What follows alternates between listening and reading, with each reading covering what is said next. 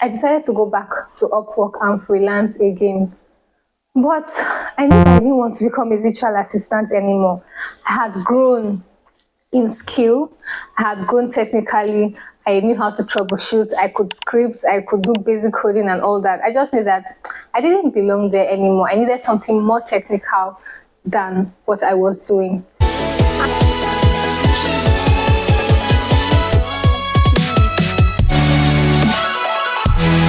I was a virtual assistant for 2 years and made over $10,000 on Upwork before I transitioned.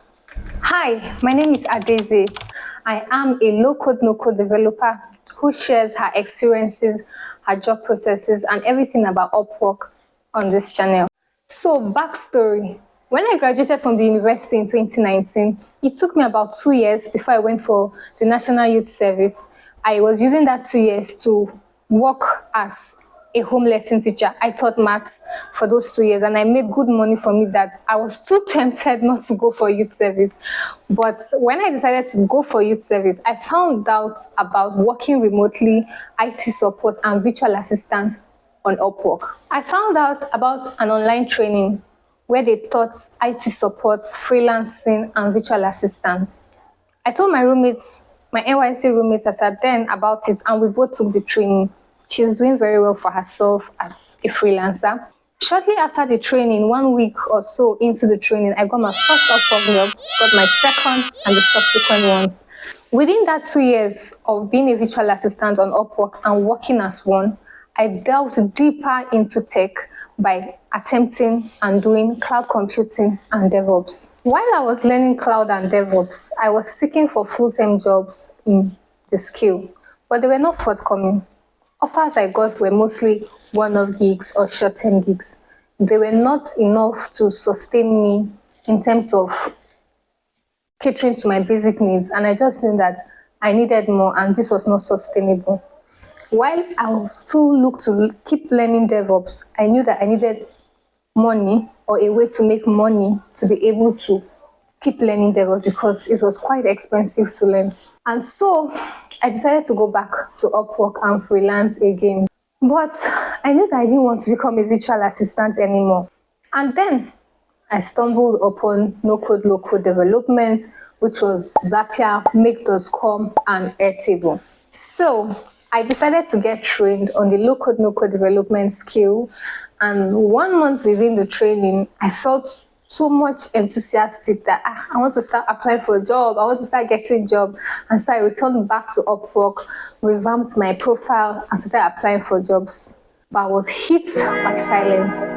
I was riding on old glory, thinking that because I'm top rated, I have 100% job success score, I'll start getting people to see me, view my profile, and invite me for jobs. But no, that was not the case.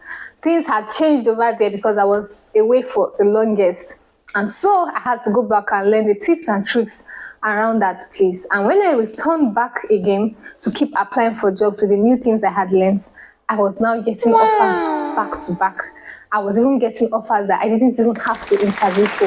The client would just reach out to me, ask me a thing or two, and I'll respond. And the next thing is I'm seeing an offer letter. It's even after I get the offer letter that we hop on a call. Some they don't even ask me anything. With how badass my proposal was looking, they were just giving me offer letters straightforward.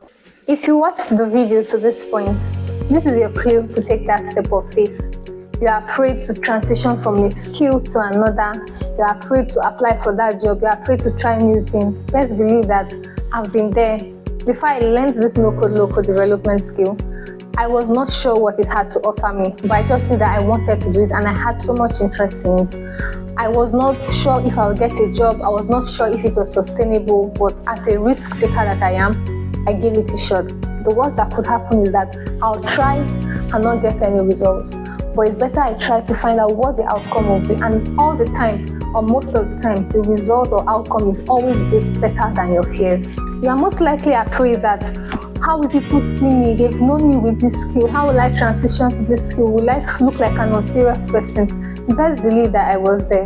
With the presence I have built on LinkedIn, people knew me as a DevOps engineer. But then again, when I remember that I first started as a virtual assistant on the same LinkedIn, and I transitioned into cloud and DevOps, and these people were still there and stuck around, I told myself that I had built a personal brand that even if I had to hawk water on the platform, people will still resonate or even buy from me because it was my personal brand and not about what I was doing. They were able to accept me for whatever skill I'm bringing. So don't be afraid, take the leap of faith, and I'll be here to celebrate with you when you take that giant stride. Once more, my name is Daisy, your low-code developer. I hope you stick around this community because I'll keep sharing tips, tricks, motivation, everything about the freelancing and Upwork, including my low-code, no-code skill. Like, share, and subscribe. Do take care.